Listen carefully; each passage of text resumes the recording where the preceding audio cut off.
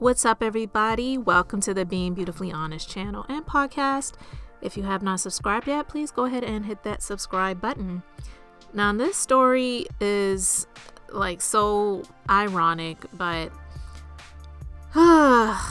these lawsuits when it comes to the former president, I don't feel like the man knows whether he's coming or going when it comes to these decisions that are made, whether they are for him or against him. I mean, either way, it's going to happen because you're going to have these judges that are going to be for him, whether it's right or wrong. And then you're going to have some where they just don't really have a choice but to lay down the law as it is. And Stormy Daniels, who has claimed that she definitely had sexual relations with the former president as a paid escort, and it has been proven that his campaign paid her over six figures in 2016 when he was going to run for president, about $130,000 to keep quiet about the situation. She has recently been ordered to pay him $300,000 after she lost a defamation case appeal. Now, she tweeted and said she will go to jail before she pays a penny. And so the story goes that adult film star Stormy Daniels has lost her appeal in her failed defamation suit against DT, leaving her owing almost $300,000 in legal fees to the former president. "I will go to jail before I pay a penny," Daniels tweeted Monday after the 9th U.S. Circuit Court of Appeals ruled against her in the long-running case. Trump hailed the ruling by the appeals court, which he often bashed as president, calling it a total and complete victory and vindication for and of me, which in actuality it's not, but whatever. Michael Avenatti filed the defamation suit against Trump in 2018 when he was Daniels' lawyer. Daniels, whose real name is Stephanie Clifford, said in a statement Tuesday that Avenatti had filed the suit without my permission and against my wishes. Now, I don't know how an attorney can file a suit without your permission and against your wishes. It sounds like to me that he was pushing her to do it. She didn't really want to do it, was apprehensive, but just went with his professional opinion about why he felt like it was going to be a win for her. And so she just went ahead with his suggestion.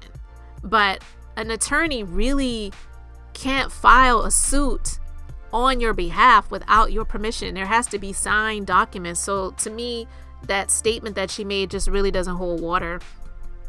Anyway, once it was filed, Trump's lawyers overwhelmed Avenatti, and I was left the victim of an attorney's fee award, she added, calling it a sad reality that a predator like Trump can openly brag about assaulting women and become president and be awarded money for his bad behavior. And I'm sorry, I agree with that because it is the truth. It is on record, on recording, that he talked about you can just go up to women, grab them by the P word, you can do it, and it was just blowing off like it's no big deal. Again, I'm not getting into the politics of the situation. I'm just saying the statement that she made is not a lie when it comes to that. Anyway, Michael Cohen, then a lawyer for Trump, paid Daniels $130,000 before the 2016 presidential election to remain silent about a sexual encounter she alleged she had with the married Trump in 2006. Trump has denied the encounter happened, and he did so again in his statement Monday. Quote, "As I have stated many times throughout the years, I never had an affair with Stormy Daniels, nor would I ever have wanted to," he said. And see, that's the thing that always reveals this guy. Whether you like him or not, he always does that. He can't just say it's not true. He always has to go like with an insult at the end by saying they're not my type. Have you seen her? She's fat. She's ugly. Like, he's a prize, but whatever. That's the thing about him. He will lie and then he will add an insult at the end. So him basically saying, I never would have wanted to. Like, why would I go there with this slut bag? She's an escort. She's an adult porn star, whatever. Like, I don't need to do that. Have you seen my wife? That's pretty much what he's saying. But we believe that he definitely did it, because why would his lawyer at the time have to pay this woman $130,000. What job did she ever do besides what we believe she did to get paid that amount of money? Anyway, after news of the hush money payment became public, Daniels said she was menaced and warned to keep quiet about the allegation in 2011, when a man approached her while she was with her infant daughter in Las Vegas and told her to leave Trump alone, quote. She said the man then looked at her daughter and said, "That's a beautiful little girl. It'd be a shame if something happened to her mom." Daniels and Avenatti released a sketch of the man in 2018, which Trump mocked on Twitter. A sketch years later about a non-existent man, a total con job, playing the fake news media for fools. But they know it, Trump tweeted. Daniels' lawsuit called Trump's tweet false and defamatory. Mr. Trump knew that his false, disparaging statement would be read by people around the world, as well as widely reported, and that Ms. Clifford would be subjected to threats of violence, economic harm, and reputational damage as a result, it said. A federal judge in California, however, sided with Trump and found that the tweet constitutes rhetorical hyperbole normally associated with politics and public discourse in the United States, which honestly is true. Whether you like him or not, the case, like, why would he file a lawsuit about a tweet like that? The lawsuit should have been defamation based on him saying he never had sex with her, because that clearly could have been proven. But to sue him because of the tweet that he did, that to me really didn't make any sense. Quote, the First Amendment protects this type of rhetorical statement, Judge James Otero wrote, finding that Trump was entitled to attorney's fees in the case. I don't think that's fair. $300,000?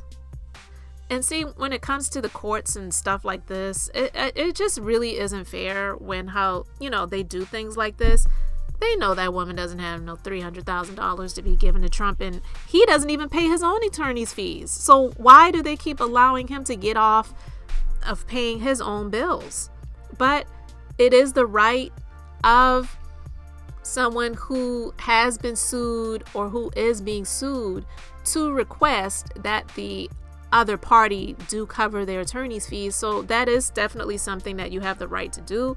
Whether it's fair, it's another story. The Ninth Circuit upheld the ruling Friday, finding in part that Daniels had waited too long to challenge the lower court's ruling. In her statement Tuesday, Daniels blamed Avenatti for the delay. Daniels' new attorneys did not immediately respond to a request for comment. So, see, it's almost like Avenatti screwed her without any type of protection or anything to just make it easier on her, if you get my drift. Because no lube, no Vaseline, nothing. Because he's serving prison time because of some other things that he did. And then she says that she didn't even give him permission to file this lawsuit, but by the time it was already going forward, she could have requested for it to be dismissed. I'm like, well, why didn't you just request for it to be dismissed, or to drop it or whatever? And then for her to get stuck with having to pay Trump attorney's fees, again, like I said, the case, if you were going to file suit against Trump, it should have not been about the tweet that he did about this person that came up to her in Vegas and threatened her and her daughter. The suit should have been about defamation based on the fact that she definitely, I believe, can prove that she has had sexual relations with Donald Trump, because he said that he never did, nor would he ever have wanted to. She could have filed suit about that, defamation, and saying, look, I have proof they paid me $130,000 not to say anything so it wouldn't damage his political campaign. And I have proof that, yeah, we definitely did do the do. His stuff looks like this. His, whatever is like this. It was at this hotel on this date and time. Like, those things I'm sure she could have proven, because obviously she was somebody that was in the industry. So it's more of a profession for her versus just some silly little chick that was just like, oh, I had sex with Donald Trump. So I don't understand why that type of suit was filed off of the tweet that he did about this person that she says came up and threatened her versus filing a defamation lawsuit against him because he said that he never had sex with her. And she's like, yeah, we actually did. He just paid me to be quiet about it. And yeah, I accepted the money, but it actually did happen, because she probably would have won if she had that suit filed versus the other. But again, those are just my opinions based on the information that we have about this entire situation. But now, you know, insult on top of injury, because one, she, I'm sure, got paid to have sex with the former president. She got paid to be quiet about it. And then now she has to pay him over $300,000 in attorney's fees. Girl, go ahead and file bankruptcy like he does and just keep it moving, because I wouldn't pay him anything either. But anyway, you guys let me know your thoughts about all of this in the comment section. Thank you so much for liking, commenting, and subscribing. And until the next time, I'm just being beautifully honest.